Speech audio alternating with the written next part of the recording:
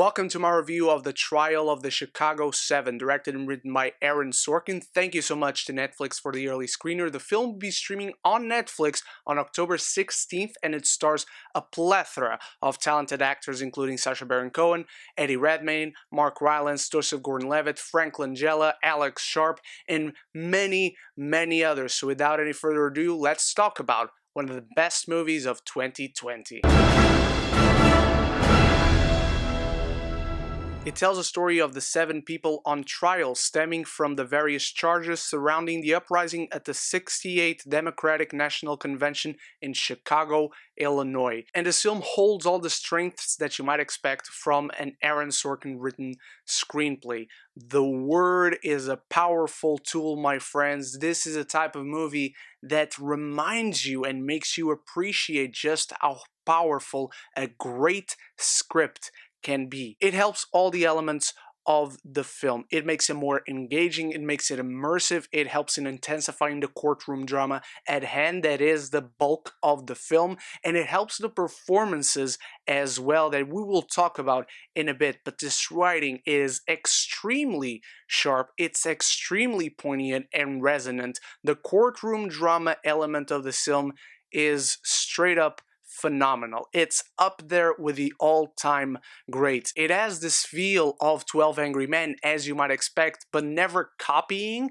and being its own thing. I love courtroom dramas. I'm a sucker for it. And the way Sorkin writes the screenplay, it helps every word out of these characters' mouth, every bit of body language, every look that they give to one another or to anyone else around. It helps everything about who these characters are and what they do in this film to feel very much like an instinct. It feels very much caught in a moment. Every time they say something, it feels like they really mean it, they really believe it. It makes you immerse in that element of the film. It makes you feel like you're there with these people, and everyone does such a phenomenal job. And Sorkin not only writing but directing as well. He directs, again, the courtroom drama part very, very well, but the film also flashes back to the riots and what happened and what certain people said and certain things they did here and there, and it kind of makes it feel like a war movie when you have those most intense scenes of the riots actually happening and the people versus the police force of the city. It feels very much like you're in a war zone, and it's extremely intense, at points even uncomfortable watching. The real power that this film has, however, is its themes, the topics it discusses. This film is very much politically charged, so if you're not looking forward to that, this isn't the movie for you. But this film is very important at showing you how issues from 50 years ago are still relevant today, and they really shouldn't be. Like, stuff that is discussed in this film, it's baffling to see how we are still kind of in the same place nowadays. It's kind of sad, and Sorkin has a really powerful way of showing it. And everyone does a great job. Joseph Gordon-Levitt, I am so happy to have him back on screen. This is a type of performance that you know this man can give, and he's representing the state, or in this case the city, and he's an extremely conflicted man. He truly believes in what he's doing, but some of the stuff that he sees and hears in this courtroom are very much against what he believes in and what he signed up for, and it's gratifying to see such a character, but also such a performance from such a great actor. Eddie Redmayne is also great to me. He was the character who was most painted in a shade of gray and was very imperfect, even though all these people are, but he was one of the most interesting characters. Mark Rylance as well. Yahya Abdul-Mateen II.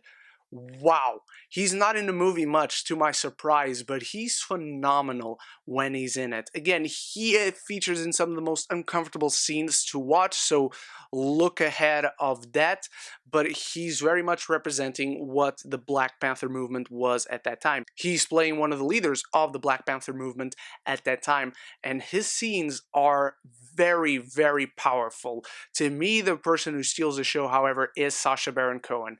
I knew this man was a great actor already. Seriously, look with a critical eye to the stuff he has done. Who is America, Borat, Bruno. I know they're funny movies and all, but they are extremely poignant, and they show you this dude is a great actor, and this is a very different role for him. This dude has layers, and the dynamics at play in this film, the people he interacts with, and just everyone interacting with each other is extremely gratifying to watch, because again, the performances are phenomenal because they are helped by this incredible screenplay from Sorkin. Every line out of these people feels like they're playing tennis. It's just going back and forth, and it doesn't stop. The film keeps a very brisk pace with that. It's very fast, even though most of the time you're in that courtroom with everyone sitting down and just talking, but it feels so immersive because you feel like you're there sitting down in the audience. But let's talk about Frank Langella as the judge.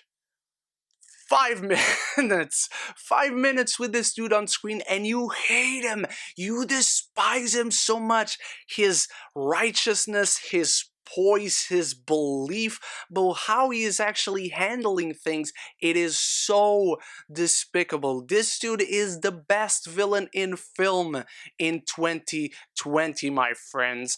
My God, it is so irritating whenever he's on screen. And I mean that in a good way, because that's precisely the point. You feel like you're there witnessing this and you're just scratching your head like, what the fuck is happening? The film is also shot extremely well. This is one of the best looking movies I've seen all year. The cinematography is incredible. Some of the tracking shots that they do in this film is insane. And so now you're like, holy shit, Bren, I believe you. This film sounds incredible. Is it perfect? The ending, it's not that it doesn't work for me. It's a good ending. The very last scene of this film is like, boom, very big punch.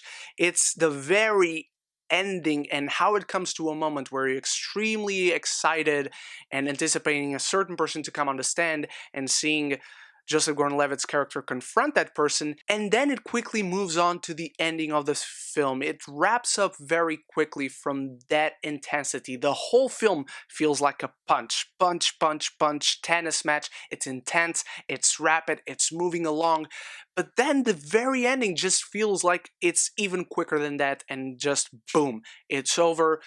And I don't think it stands up with the rest of the film. It's good, it's solid, it's just not on that level that the previous 2 hours and 7 minutes were. It's a small issue for me, but I feel it's something I needed to mention, and it was just how I felt. I think many other people will not be bothered. I think some other people might be even more bothered than I was. The trial of the Chicago 7 is as epic and grandiose as real-life event dramatizations come. It resonates with great power and essential truths. It is one of the best movies of the year. I cannot sell you enough on that.